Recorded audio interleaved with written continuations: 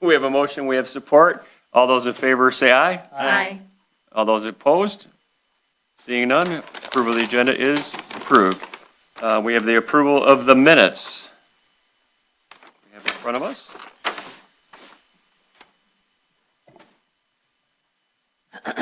Motion to approve the minutes is written. Motion to approve. We have a second. Support. We have support. All those in favor, aye. Aye. Any opposed? Seeing none, approval of the minutes are approved. Okay, we have public hearing. We have D.1, case number 1226, RZ Dennis Smazel, South River Road, number 17-12-15-379041, Harrison Township, 48045, waterfront. He's requesting a rezone from waterfront to R1C to build a single-family home. Want to go ahead and start with the planner for some updates? Yep. Is the applicant present? Great. No problem. Okay, this is a requested rezoning from Dennis Schmelzel. The property is located, this is an undeveloped piece of property. On the screen here is a map showing the subject site. It is located on the south side of South River Road, near Lake Shore Drive. The property presently is zoned WF Waterfront District, and the applicant is seeking to have the property rezoned to the R1C, Single Family Residential Zoning District.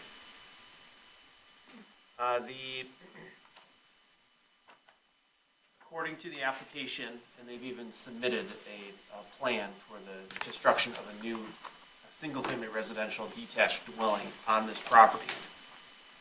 So if rezoned, the applicant indicates that they intend to move forward with that plan to develop a single-family dwelling.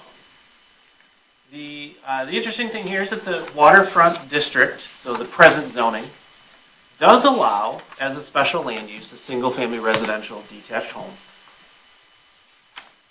But it's a special land use, so it would require a public hearing before the planning commission. So they'd have to come before the planning commission as a special land use, as a public hearing.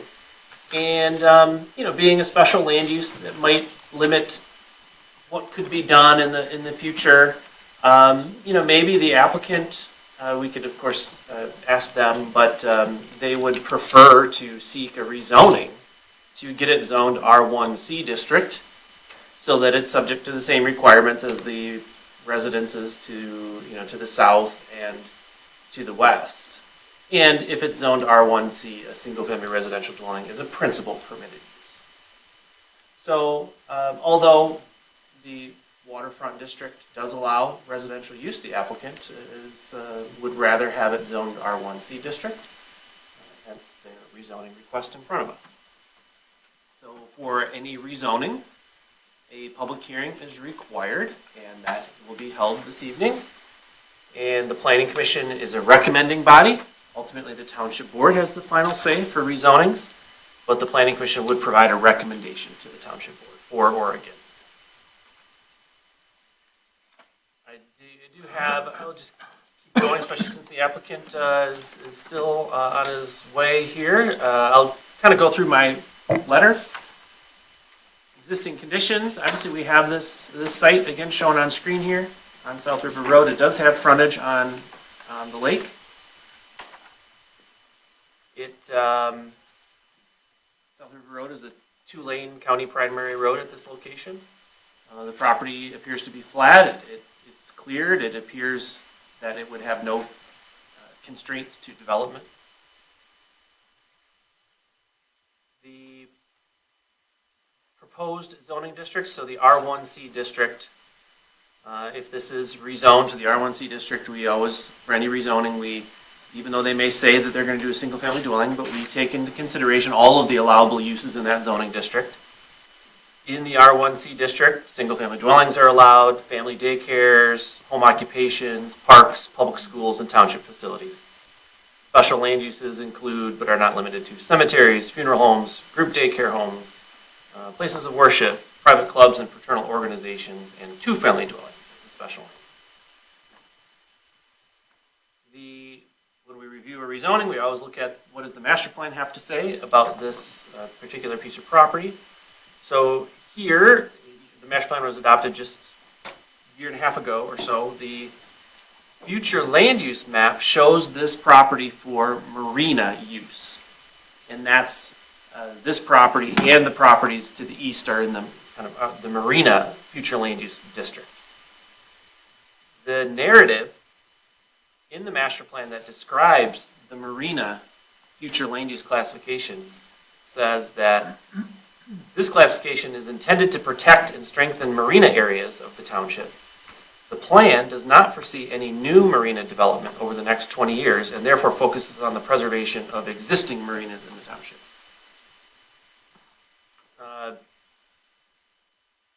So it may, given that, the fact that it's zoned waterfront presently would, under the current zoning, allow for the development of a new marina. So you could argue that it isn't necessarily in line with the master plan in that the master plan narrative says that we're protecting existing marina areas, not necessarily promoting the development of new marina areas. And this present zoning would encourage, even certainly allow marina uses on this property. So that's maybe just a finding there that I think is notable.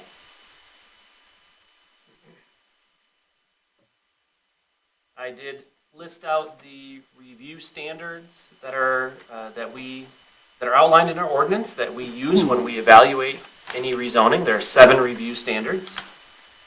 The first one is that consistency with the goals, policies, and objectives of the master plan. I just kind of talked about that.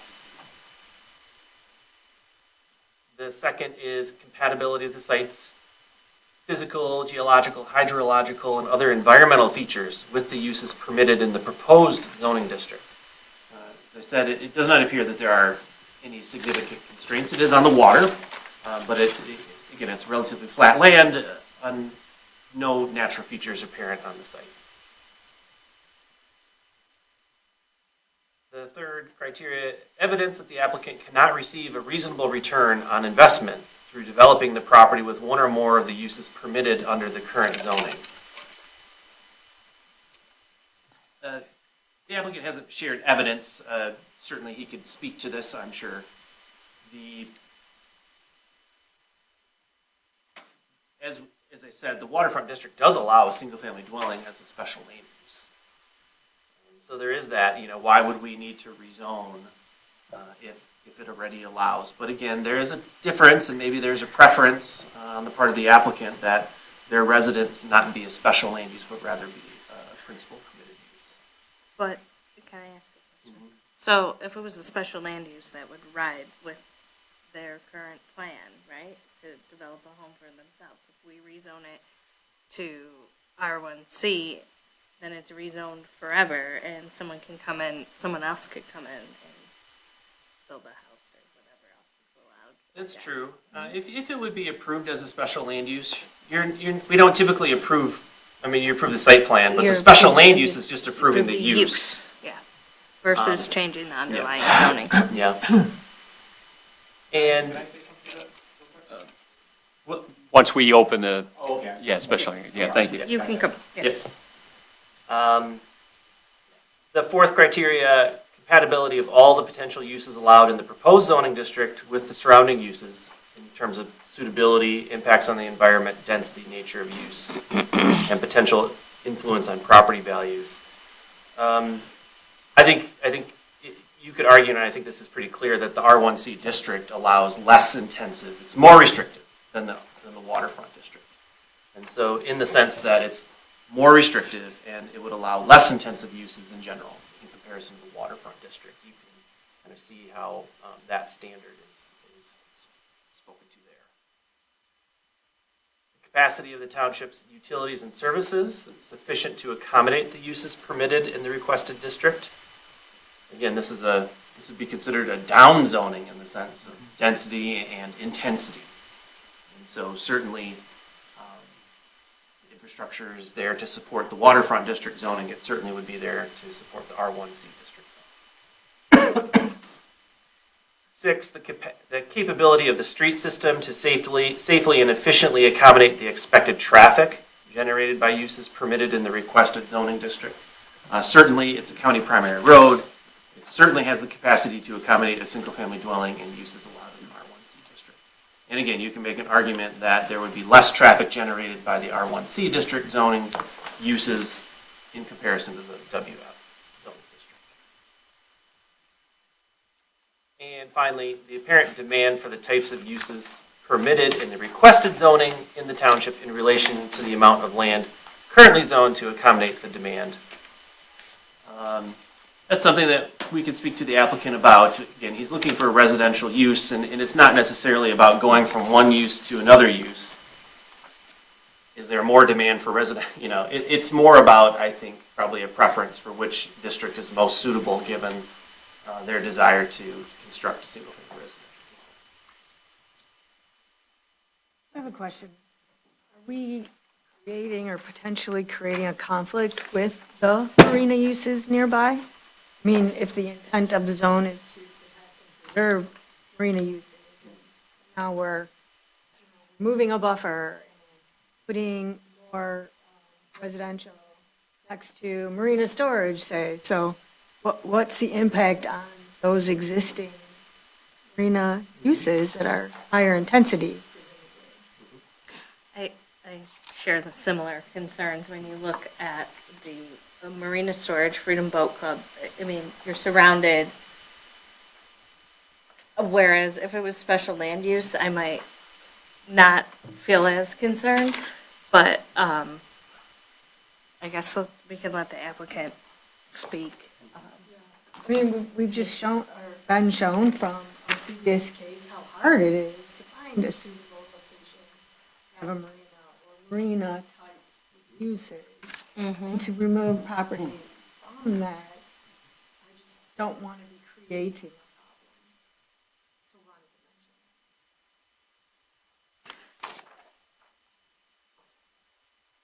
to mention I think it's worth noting that even under the current waterfront district zoning, it could be developed as a special land use for residential, for single-family residential. So we've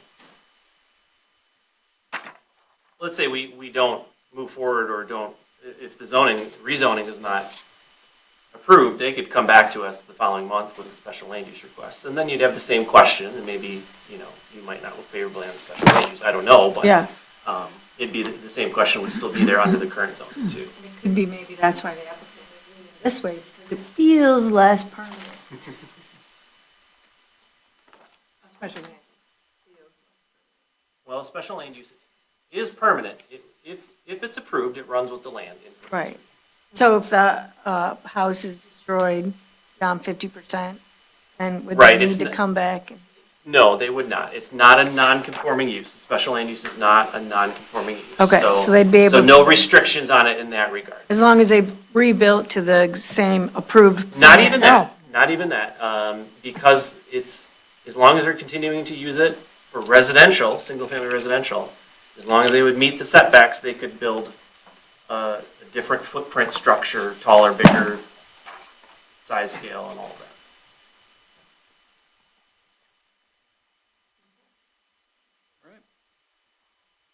So we have the planner's notes, as noted. We also have a document from the Fire Prevention Division that was submitted, and they have no issues with the possible rezoning.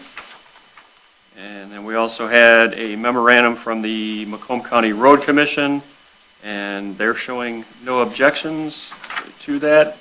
And we have our normal documentation from the Selfridge Air National Guard Base, as outlined as we normally do with that. So with that, I will take a motion to open the public hearing. So moved. Support. All those in favor, aye? Aye. Any opposed?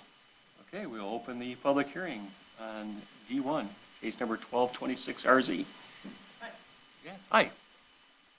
I'm Dennis. I actually, when I bought this property in 2018, I made sure I got a special land use when I did it, so that, before I bought it, because I wanted to make sure I could actually build a house on it. So I got the special land use and all that stuff, and then followed through with buying the property.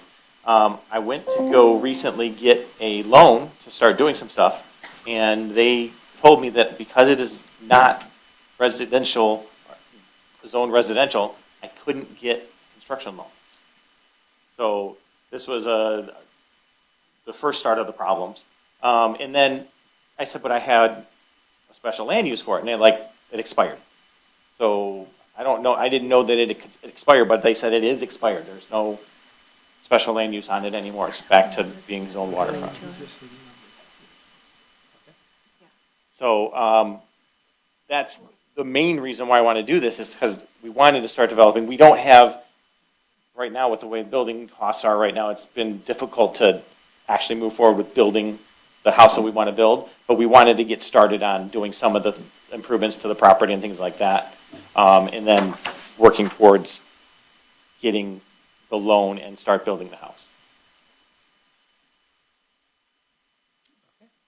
So, that's All right. pretty much it. Take any, yeah, you can have a seat right now, yeah, we'll take any. Oh, go ahead. No, I was just, How do we get a special I guess land I'm use without confused because we just talked about special land use running with the land. Right, I don't understand how So I how got can one with he ex- didn't coming here. You did come before. Did you come here and you got special land? Oh, okay then.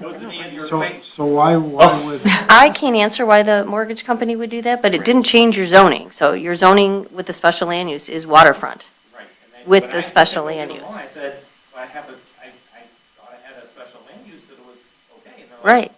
there's no special land use noted on it. It calls it waterfront, and we can't do it because it's commercial property. So I would have to get a commercial loan, and I'm not doing a commercial thing. And so I've been hearing more from lenders about issues with non-conforming uses. This is the first time I've heard it, but I guess I can see maybe a hesitation, them just looking at the zoning and saying waterfront is not a residential, it's a commercial district. So that's not our thing. Obviously, we have no control over that, but if that's what the lender is saying, it does provide insight as to why the applicant is seeking this rezoning. Maybe that's just one lender's policies, or possibly it's a standard lender policy. I'm not aware of that. I thought we had somebody in the last few meetings that referenced it, but it wasn't officially in front of us, but they referenced it as a comment about special land use issue. So, yeah. Any questions or comments from the public on the issue?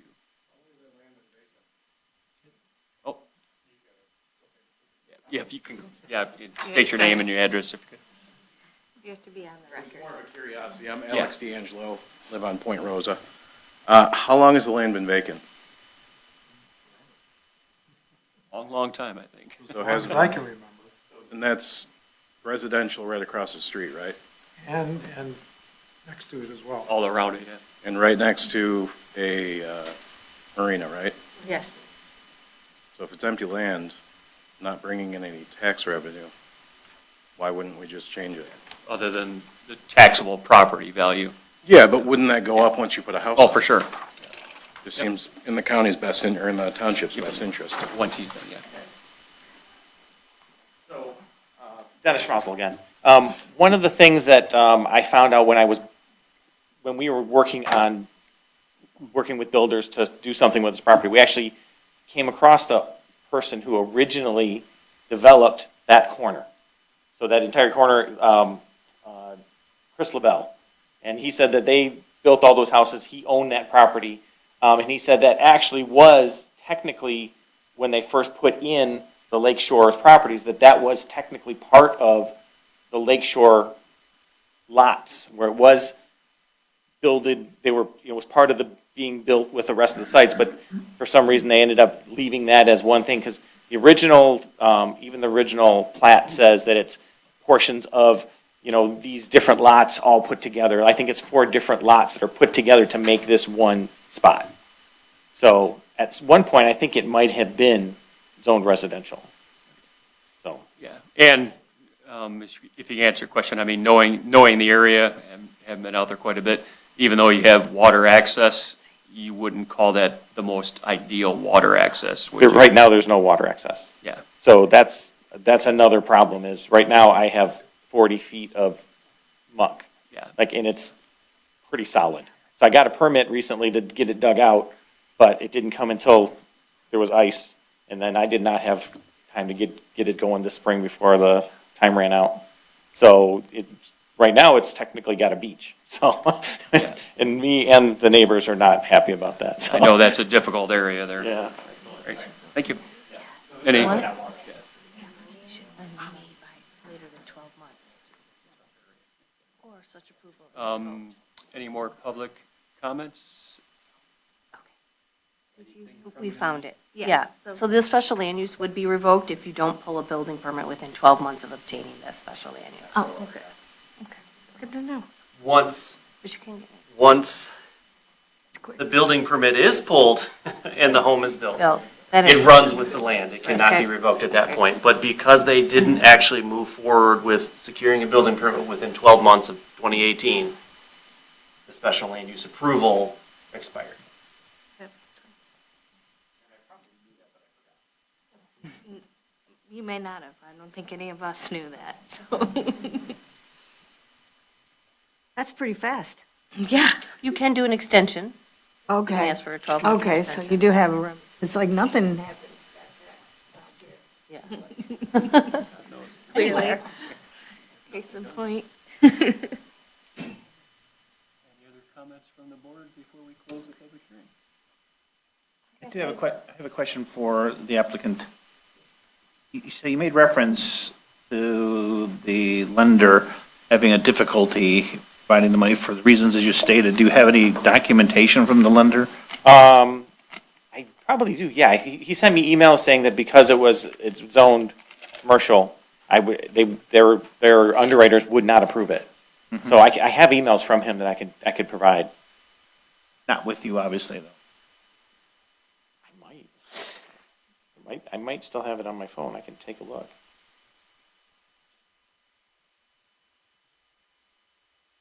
Did they talk about if the special land use was not expired? Would that make a difference in what you're requesting? We didn't really talk about that part.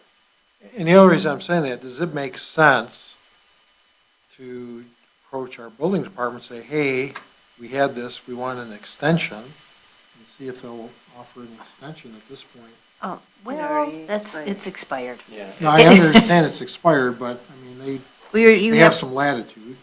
It's not the building permit, it's the zoning ordinance that Yeah, says. the zoning ordinance specifically says, Okay, It says, if you want to request an extension, the applicant would have needed to have done that before expiration. okay, Yeah. understood. So I do have an email. It's like one, like, pretty late in the chain, but it does show that from the lender. I can show it to you. And I don't know how we're all going to see it at the same time, other than you sending it to Adam, or Adam can publish it. If you would like to read Read it, it? read into the So record. this is strictly, it's a follow-up email. He said it was from Ramsey Farage, the consumer lending manager for Citizen State Bank. And he says, I'm checking to see if you have any progress on the zoning issue for the private property. So he wouldn't approve it at that time because of it. And I think he didn't give me an official no, because we were working on getting the thing rezoning going, and it's been, a couple months now since I first started doing it. I missed the first meeting because I missed it by just a little bit of time, and then had to get all the stuff together, so. But it's kind of still in the open right now, where we didn't officially get a no, because we're waiting to see if we can get the zoning fixed. Yes, likewise, I believe as already discussed, that I'd be intrigued to see is the apprehension, because there is no longer an enforceable special land use, which is now expired, or was it just a pure fact that even if there was a special land use, they were not going to I got the find it impression- beneficial? I got the impression that if we had the special land use, we probably would have been approved. But he said, your special land use is expired. So Okay. now it's commercial property, we cannot underwrite it that way. So if you want to try and get it rezoned, then we can move forward. That's what basically was the Thank you. Anything else from the board? I mean, I'm just gonna, because I have to say this.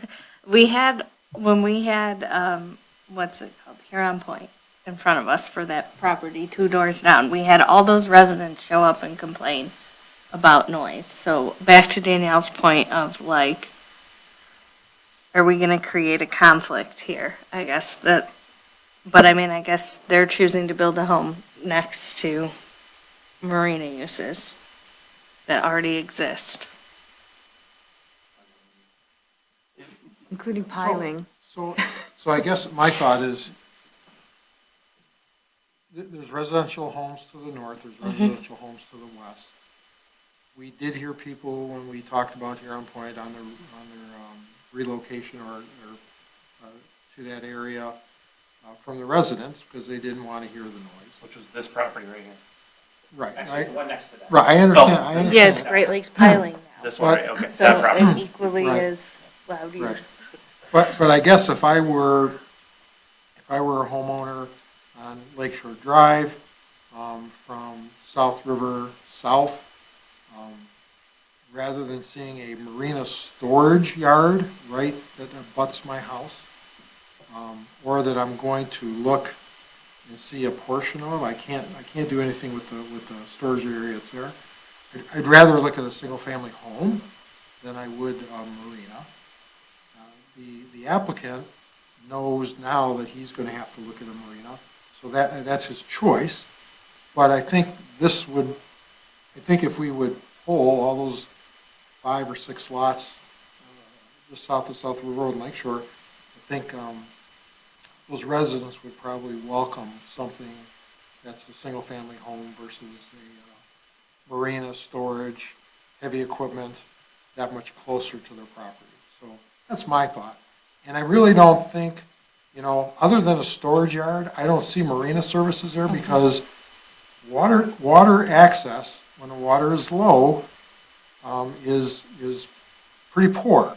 When we were looking at that other property, I can tell you, I walked that property so I could look at the other property. And I called it Turtle Haven, because there are tons of turtles out there because you have the muck in the backyard. The applicants they're willing to clean that up as part of this request. So to me, and even that property, Ella, was dry, it was wet. So, there's some challenges. So somebody's trying to take a piece of property that's been vacant for as long as I've lived here in the township and make it residential with residential on 3 sides. To me, I think that makes sense to rezone it. I don't think we're losing a lot of prime property where a marina would want to come in and, do something like that. That's my personal opinion. I would tend to agree, looking at it and knowing the area. I think, I kind of applaud them for, putting something like this in there. There's going to be some use for it. I think if we were looking at a marine salvage type company, that we would have 10, 15 neighborhood residents out here complaining about it, as we've seen in the past. So the fact that we don't have that, I think, is refreshing. But I feel like that proves my point. It proves my point, right? I mean, I respectfully understand what you're saying, but the fact that the last remaining piece of waterfront property in this, or waterfront zoned property is now being converted, that makes it even harder to operate that kind of business. But I understand what you're saying. I don't disagree. I would only say, what about the turtles then? Yeah. Okay. See, now, if you were doing a special use permit, I Now could you're going require that on to the. want to take on right the- out there and go see the turtles. Aren't you? Yeah, I could require that on the site plan. But I mean, yeah, it's a tricky question. But I do think that, to the point of taxes, I mean, commercial uses, marina uses are important to the economy of this township. So I just think, I respect property owners' wishes, but on the other hand, we have to be careful when we're just removing last bits of appropriately zoned property for those types of uses. So that's my comment.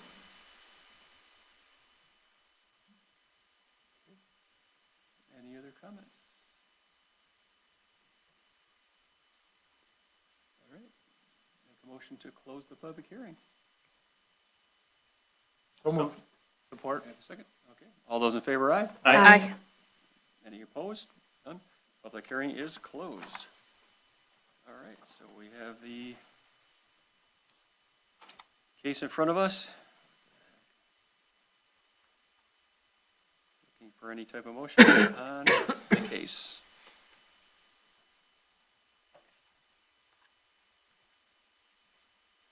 And it's a motion to recommend to the township board. And then just keep in mind that in a motion, you would want to cite compatibility with or lack of compatibility with those 7 review standards. You can speak to them generally or individually.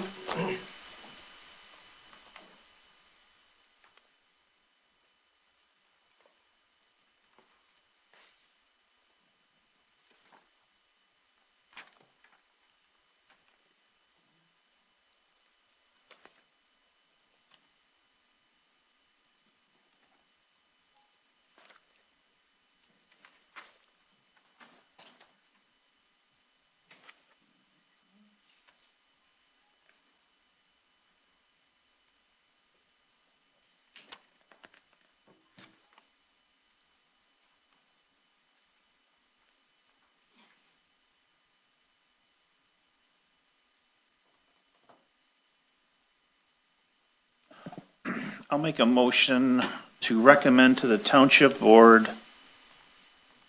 the approval of the rezoning for case number 12-26-RZ from waterfront to R1C. Seeing that this board has found that the project and applicant have successfully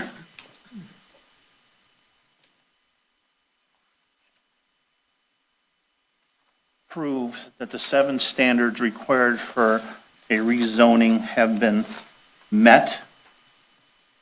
And in the case or cases that any one of the 7 standards may not have specifically been met, this board has determined that the benefit to the community outweighs any of the requests and requirements that are being asked for than those 7 standards. Do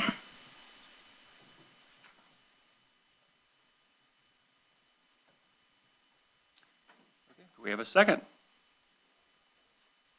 I'll support. We have support. Do we require a roll call on this one? Okay. All right. Any discussion on the motion before we do roll call? Seeing none, go ahead, roll call. Batcha, Yes. Devlin, Yes. Tamanello. Yes. Sorry, I did that out of order. Oh, Parker, yes. Duncan. Yes. All right. Passes to the board To the for township board. recommendation. Thank you. Okay, we're on to old business. We have E-1 accessory buildings regulation discussion. Okay, Planning Commission, this is a carryover from discussion that we had at the last Planning Commission meeting where we are talking about accessory buildings, specifically boat houses and boat wells. So at the last Planning Commission meeting, we talked about partial sides, fully enclosed, that kind of a thing. Again, in the updated draft of potential amendments to the ordinance, the items highlighted in yellow is the change from last time. So the item in red, or the strike-throughs that we had, that's what we discussed last month, and so the additions are in yellow here. So just to provide additional clarity about roof and siding, so as for the definition of boathouse, the structure with a roof and sides, whether fully or partially sided. So that was something that we wanted to make clear, that a boathouse has sides, and it doesn't have to be fully sided to qualify as a boathouse. It can even be partially sided, and that qualifies as a boathouse. Whereas a boat well, or a covered boat well, it does have a roof, but no sides. And then a covered boat well is distinguished from a boathouse, which is fully or partially sided. So just providing clarity here. The regulations aren't proposed to change, and as you remember, what we had looked at last month is that a covered boat well, unlike now, where it does count toward the maximum number of detached accessory buildings that can be permitted on site, which is 2. A covered boat well currently counts toward one of those 2. The idea is that covered boat wells, as now clearly defined, would not count toward the number of detached accessory buildings permitted. But a boathouse that has partial or full sides does count toward the number. And then similarly, the next page there, the size. Right now, the current language says the total floor area of all accessory buildings, including attached garages, shall not exceed 2/3 of the floor area of the principal dwelling. And whereas previously in the language, kind of moving it, it said, covered boat well shall not count toward the maximum allowable square footage permitted under this section. And so what we're just saying is we're moving this language down here. Covered boat well shall not count toward the maximum allowable square footage permitted under this section. However, boathouses shall count toward the maximum allowable square footage permitted under this section. We're providing clarity here. So in both cases, whether it's the maximum number or the size, covered boat wells do not count. Boathouses do. The only other thing that I wanted to mention is that the building official took a look at our draft and just provided his opinion to me by email, and I just thought I should share it with you. So in my memo, I mentioned that the building official said that this was the first request of its kind before the ZBA during his tenure as building official since 2014. Because the issue has not come up previously, it is his opinion that there is limited need to proceed with a change at this time. That doesn't mean you can or cannot move forward with it, but that's just his kind of thought that he wanted to share with you. And he Yes, did send an email to Larry and I. His concern is that people are going to start coming and saying, I want 4 covered boat wells at my house or 3 covered boat wells. So Larry and I just briefly chatted earlier about limiting the number of covered boat wells. I do know from the ZBA, another member also lives on this street, and there are a lot of homes that are in the same situation where they have more than 2 accessory structures, but they didn't get called on. So Rob was not able to be here tonight, but he was, we talked multiple times since our meeting on Tuesday about this isn't an issue unique to this property. So I guess I would just stress that. And we've been in other scenarios where we've dealt with accessory structures. Gazebos, I think, was another one that came up a time before. So those are just my thoughts on. So would you say that your thought is this is something that could become more of a problem going forward? So I think that's what the building official thought. And then when Amanda and I spoke earlier, one way we could resolve it, if in fact we want to go in this direction, is to say no more than 1 covered boat well. Now, that's not going to take care of anything that's in place, right? Right. But going forward, maybe we say no more than 1 covered boat well per residence or something like that. Or you could simply say that, a single covered boat well shall not count, but any additional Yes. count toward the maximum. Yes. Yeah, Well, yeah, Yeah. I like that. Either way, I like that. And again, that was just stuff that we were thinking about because, that's what I think the building official was concerned about because he says he's never had a problem since he's been here and he was just questioning what our thought pattern was. And I get that, but also one of his points is, that this is a homeowner issue, but we also changed our fence ordinance because there was an issue between two homeowners. So I think that's the point of the ZBA and me being the liaison to the planning commission is when I see something that could, continue to become something, or I have another ZBA member saying every house on this street has 3 accessory structures because they all have covered, they're a unique area where there's a lot of covered boat wells. I hate to just wait till the next one comes. Yep.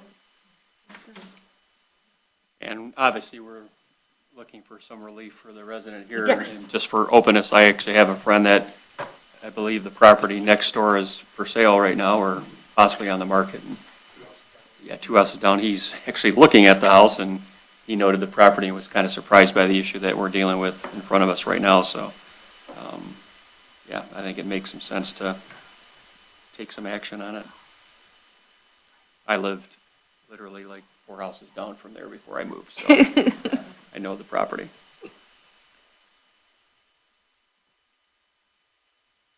So, are we just discussing or are we taking action tonight? I think we're just discussing. Well, so- we are only discussing because We have to have a public hearing. we would need to have a public hearing before we move forward with it. So I would say at this point, are we looking to take a motion to schedule the public hearing to remedy this? Well, I think, first of all, we need to talk about what the change is going to be. 'Cause Yeah. I think we all agree, that if we want to move forward, I think we need to amend it to satisfy the request of the building official. Mhm. So whatever wording, I know we talked a few different wordings, so I guess what I'd like to see is some wording from the planner based on that. So basically, we have to come back again, unfortunately. But we want to see it, before we go to a public hearing. There's also one other item that I brought up to the planner, I'll let him talk about in a little bit as well. And we could piggyback these both together because changing one ordinance is really not cost effective. So if we can combine it and mix it with a few others, it makes it more cost effective as well. So Okay. I guess that's my thought, and I would just have a question for Rosemary.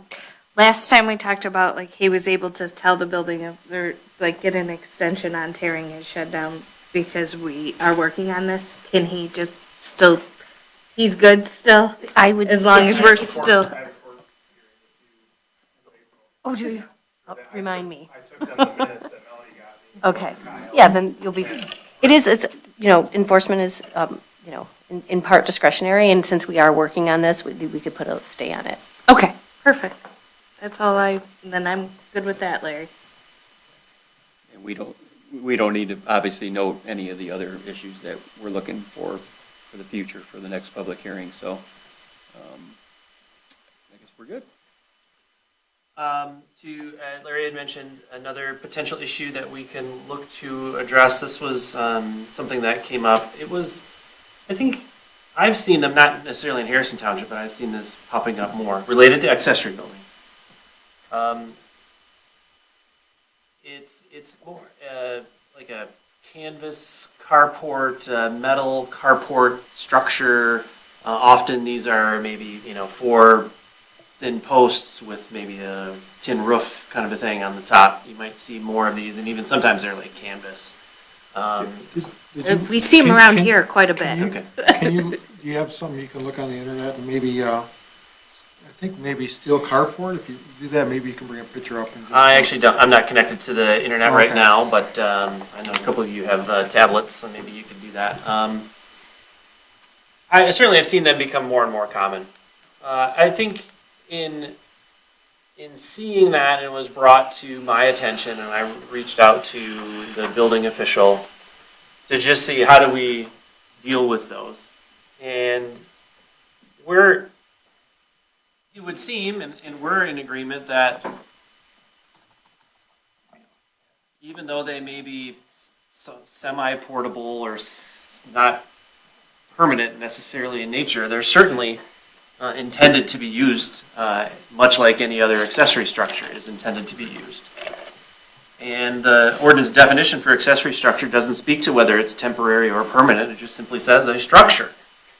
And so it would seem that they are applicable to the zoning ordinance requirements for accessory buildings. So not allowed in the front yard, size limitations, height limitations, Foundations. setbacks, Right, foundations, things like that. construction materials, like any other accessory building. Would you not call it a temporary structure or a tent? Well, I mean, that's the I whole. think that was the question, is it a tent? But it's really not, right? It's a That metal- section 1114 is really not designed for a residential accessory building. Yeah. It's designed for the how we've used it for, like the eagles, that kind of a thing. So I don't know that it's best addressed. If our focus yeah. if our focus is a residential accessory type structure, I don't think it's best dealt with in section 1114. Right. Which requires them to come before the planning commission It does, for special land use. Please do not, let's not allow that to come before the planning commission. We don't need those requests in front of us. So, it's clear that they need to be subject to the accessory building requirements, and our language right now, is strong enough that we would certainly agree to that. The question is, do we want these type of structures? And, do we appreciate that method of construction? The only thing that we have, and it happens to be up on the screen here because Seems appropriate to pair we're it with working this, on with this this same ordinance. section, is this language here. Accessory buildings shall not be of a metal-clad pole barn or similar type structure. This isn't really specifically speaking to a canvas or metal carport necessarily, but it maybe is getting at what the intent was here of not having structures that, aren't really consistent with neighborhood, single-family dwellings and principal structures in residential neighborhoods. So anyway, I wanted to bring it to your attention to see if you have any thoughts, if this is something that you would like to further address, yes or no, and if so, is it something I can help you with? I think it's a slippery slope because you start talking metal structures and you got all these backyard little gazebos or, whatever you want to call them. But those are in the backyard. Well, and exactly, and that's where I would say if we were going this route with this type of structure, it would be rear yard, period. Anything out front of the building, I think that's a terrible look for this community. Just my personal take on it. That's why you have your garages, build a garage if you want to have it in that side. If they fit the parameter of, if we're going this route with the two structures in the rear yard, then so be it. I could have a metal gazebo in the back or a metal whatever in the back, and there's probably hundreds, if not thousands of those across this township right now. The metal, Yeah, you want to have that in the backyard, you want to put your golf cart underneath or whatever. Yeah. I'm sure your neighbor's not going to be happy, but if you fit the two, the limit of two, what are we going to say? So you're not concerned about the metal or not, you're concerned about the placement. Placement, yeah, definitely not in the front at all. But didn't we say this is considered, I think first of all, it needs to be defined. So if, first we have to define it, metal carport, metal frame, metal top, so it needs to be defined. But then you need to say, so if it is in fact an accessory structure, then you're going to, once you define it, it really doesn't meet the accessory structure requirements. So, It's temporary. right, so why would you even want to? I can tell you, and I understand what you're saying, but if somebody had a long driveway and didn't have a garage, and I was their neighbor, and they put it just past their house in the backyard, and put where we showed you up instead of a garage, I'd be pretty upset. Yeah, but what if it was covering up their unlicensed or inoperable vehicle? Would that be better? Because then you wouldn't be looking at the junker. Well, but these don't have sides. Some of them do. But some of them do, right? Yeah. So again, I think we have to define it first. And then do you want something that's temporary, or do you want something that, An accessory structure needs to be permanent, that's why we have an accessory structure. So Understood, things like this don't get put up. understood. I think. But maybe if we did address the unlicensed and operable vehicles situation, there wouldn't be such a need for these Well- things. Because then they wouldn't need to cover up, it shouldn't be there. Well, There's a lot of them in my neighborhood, a lot. On front yards, on metal sidewalks. ones that are. No, unlicensed Oh, inoperable unlicensed vehicles. Gotcha, That's considered blight right. under our ordinances. Yeah, It is. I've read that. So you have to put a call in for. Okay, So presently, our zoning ordinance requires detached accessory buildings to only be located in a rear yard. So, in the instance, the case that was brought to my attention, it looks like that's in the front yard, so, Brent's got his crew out, investigating, and we'll take care of that. And I don't think they got a permit either, so. So that is something to be taken care of. So in that sense, I don't disagree that we could better define what a carport is, and then also further define that a carport is considered an accessory building and treated and regulated like any other accessory building. And that just makes it abundantly clear. but isn't there another distinction between whether it's permanent or temporary? Because if it's permanent, we would want some sort of cross-footing or something that would keep it from It being has to meet the tornadoed around. construction, yeah. Well, that would be a building code concern, Hmm. not But a lot of necessarily a times that's the zoning way code that- concern. I mean, if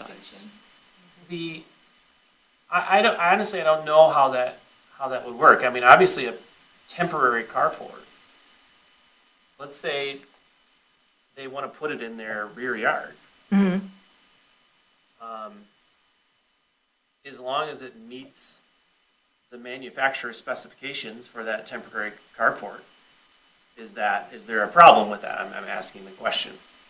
Obviously, if it's a permanent structure, then it would come with different building code requirements. Right, and the standard of construction would be higher, Right. so it wouldn't be, go bad with the seasons or get blown around, whatever. So maybe that's something to add to whatever we're thinking about. It's not only the location, but whether or not it's permanent or temporary. And if it is temporary, then maybe there's a time limit on how I think long that's- temporary. I 6 think months we or do. something. Don't we So have I 30 just want days? to talk about a time limit. It's hard to enforce. enforce. We can't enforce cars that don't have licenses. Yeah, We're not going to enforce structures that are an eyesore to stay up for 6 months. So to me, that's sort of a non-starter. but I mean, that's why a time limit would be for when it does become an eyesore.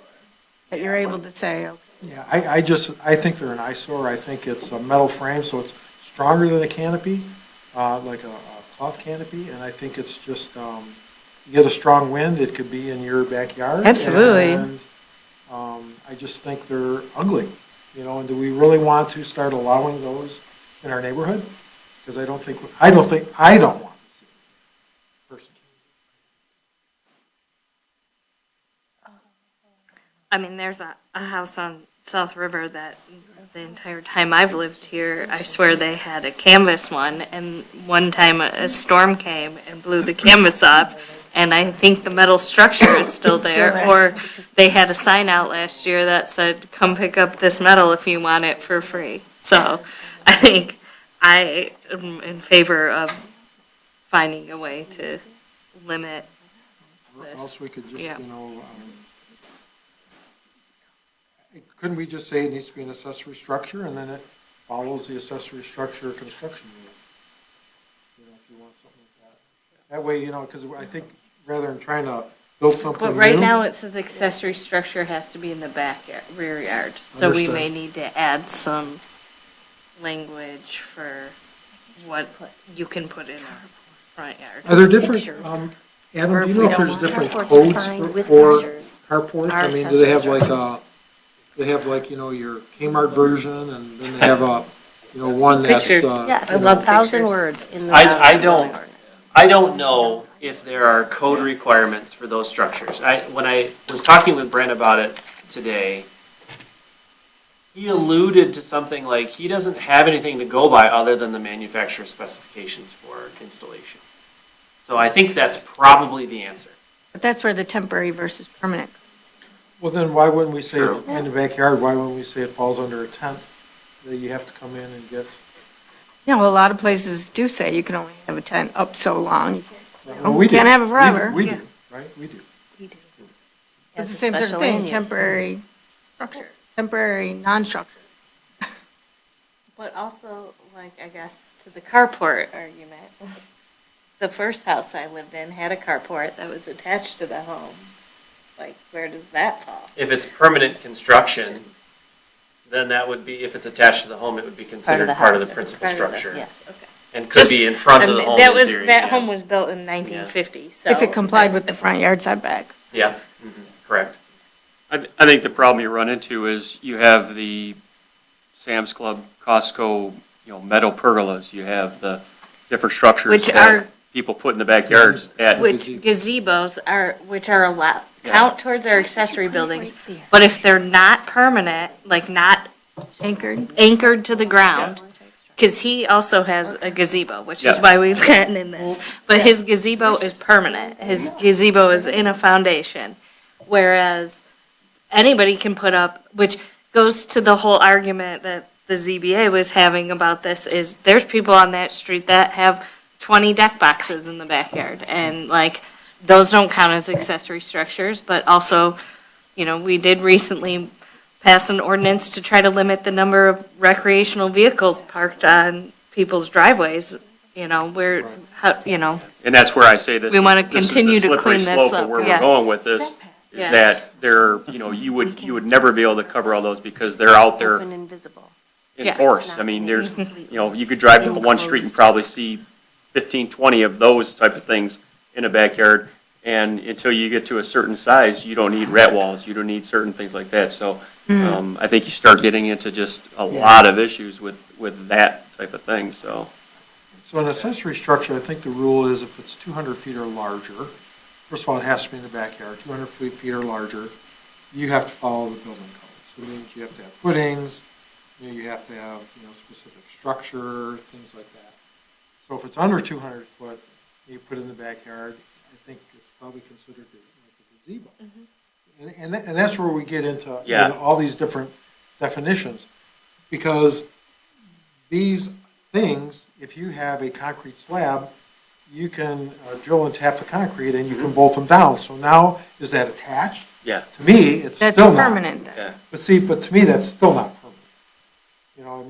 Because, it just, they can, again, a wind will bend that, a strong wind will, so is that. For sure, just so like your what- porch, What makes it permanent? Is because you're bolting it down? that you can't just pack it up and carry it away. So some sort of concrete fixture. Physical We always attachment use to the ground. term, so to me, permanent is if it's attached to a foundation. And Something. an analogy we always used to use for other person's business was, if you could take the building and turn it upside down, if it fell off the floor, then it was temporary. If it stuck to the floor, it was permanent. I like that. So in that analogy, you turn it upside down, it's stuck to the foundation, permanent. So then maybe we can say something in the backyard that has to be attached permanently, this structure, and then we could say anything over 200 square feet would fall under a accessory structure, I don't know, I guess I'm just throwing stuff out there. But I pretty much, because I had stuff in my new house where over that square footage, you had to have rat walls and you had to have, there was a way different, Right. classification you had to adhere to. Maybe we say it needs to have a full concrete floor as well, like we did with storage. If you remember, we had a caveat with storage, and the thing said that it had to be on concrete, like a boat or RV. So people were getting smart, and what they did is they just put concrete over the tires and on the tongue. And then I think what we said is we had to have concrete for the entire square foot of the item. So if you had a 20 by 10 by 30 boat, you couldn't just put, 2 3x3 pads and a 2x2 pad in the front and call it, being it's on concrete, with the rest on dirt. Maybe the entire surface underneath that structure in the backyard would have to be concrete. Just some thoughts. Yeah, I definitely think there's some changes. we could make. So maybe we'll, I don't know if you have enough feedback, Adam, to Yeah. throw some stuff together and we So- can review this all at one time. And I can talk to her with Rosemary as well. We can consider some language. It sounds like we would like to define what a carport is as it relates to carports, make sure that they are attached to a permanent foundation, make sure that they're on a concrete surface for essentially the entire footprint of it, and make it clear that they are subject to all other requirements of accessory buildings. You know, some of those have sides, again, we're going back to sides like we did with the boathouses. Some have full sides, some have half sides, some have quarter sides. So I don't know if we need to mention that. I mean, I don't think something can be deemed permanent if it costs $700 on Wayfair to put a fingerprint. Well, we're not deeming it permanent. We're just saying it needs Yes. to be attached to a I'm permanent just foundation. looking at, I wasn't even, Right.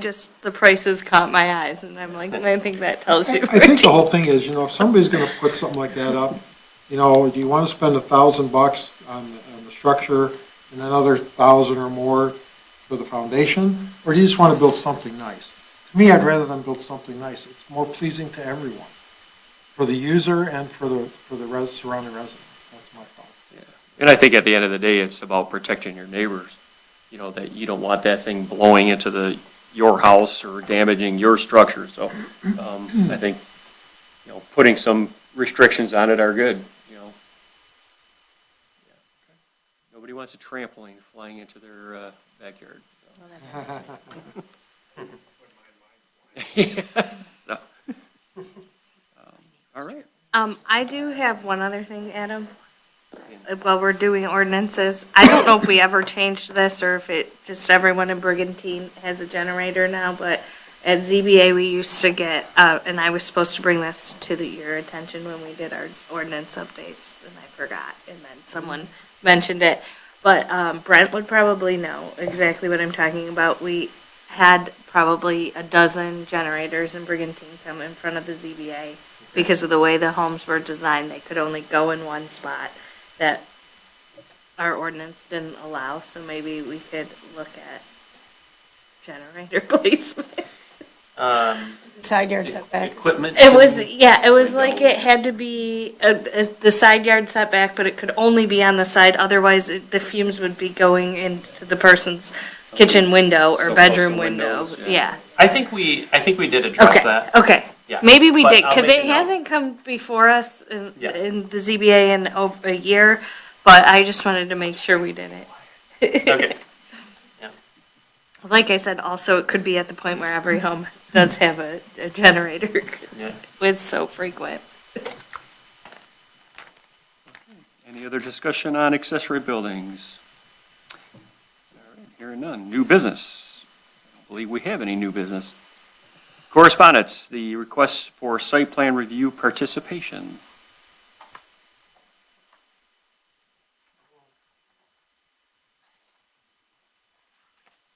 I can read it if you want. Yeah, go ahead. Okay. Yeah, I just- So, yeah, we had some requests for site plan participation sent to Melody. It is on behalf of the Macomb County Public Works Commissioner. They are writing to express their interest in participating more actively in the site plan review process for Harrison Township. As Macomb County continues to grow, they recognize the importance of early-stage collaboration to ensure that new and redevelopments align with their stormwater design standards. Their goal is to serve as a resourceful partner to our department, helping to identify potential challenges before they become costly project design revisions. They believe their participation in the review cycle would provide several benefits, one being proactive problem solving, helping address stormwater management practices and county drain easement requirements during the site plan design phase, streamlined approvals, which will reduce the need for revisions later that could have timely and economic impact by providing clear feedback early in the process, and regulatory alignment, which would ensure all developments meet the latest stormwater design standards relevant to the Macomb County Public Works Office. They would welcome the opportunity to be included in the distribution list for the upcoming site plan submittals if they are not currently on the distribution list. If necessary, they could schedule a brief introductory meeting or call to discuss how they can best integrate into the existing workflow without adding administrative burden to the team. Please let them know when we have availability to discuss further. They thank us for our time and dedication to the thoughtful planning and development of Macomb County. Best regards, Daryl G. Yapshis. There you go, thank you. Yapshis. Plan Review Manager. I'm guessing every community got one of these? Yeah, clearly every community got this, and I know that in talking with Daryl, that this is like one of his assignments to kind of be available, and I think he even does office hours, I think a certain day of the week or Thursday. of the month, to allow for private property owners to come and, submit their preliminary plans for initial review. Melody, is the drain commissioner on our distribution list when we get a site plan? I mean, just like the road commission provides comments to us. I think Sounds it's like great. they're asking that they would like to be included in the distribution list, so we should add them to the list of, just like, right, do you send it to the road commission? You send site plans to the road commission, so maybe we include Daryl on that email of people who receive copies of the site plan. I think it's great. And then if you like the road commission, they kind of just write notes on it for us, which is helpful in many cases. It'll help with a lot of Danielle's comments when we see developments come in. Yeah. She's like, what about the stormwater? And they're like, oh yeah, we'll handle that. You're going to have to talk to them.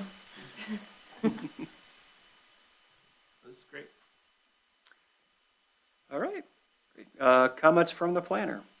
Well, we did not have a tech team meeting this month, which is the first time in a long time, which is really surprising too. And this is the time of year when people are trying to do projects, so I was shocked that we didn't have a tech team meeting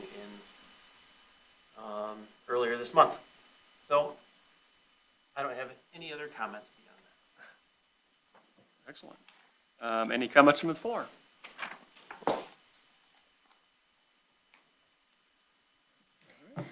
Seeing none, we have our next meeting on May 21st, is that May 21st? Bonus, 2026. We have a motion to adjourn. So moved. Second, Support. all those in favor, aye? Aye. Opposed? Hearing none, meeting is adjourned. Thank you. Here's my list so far.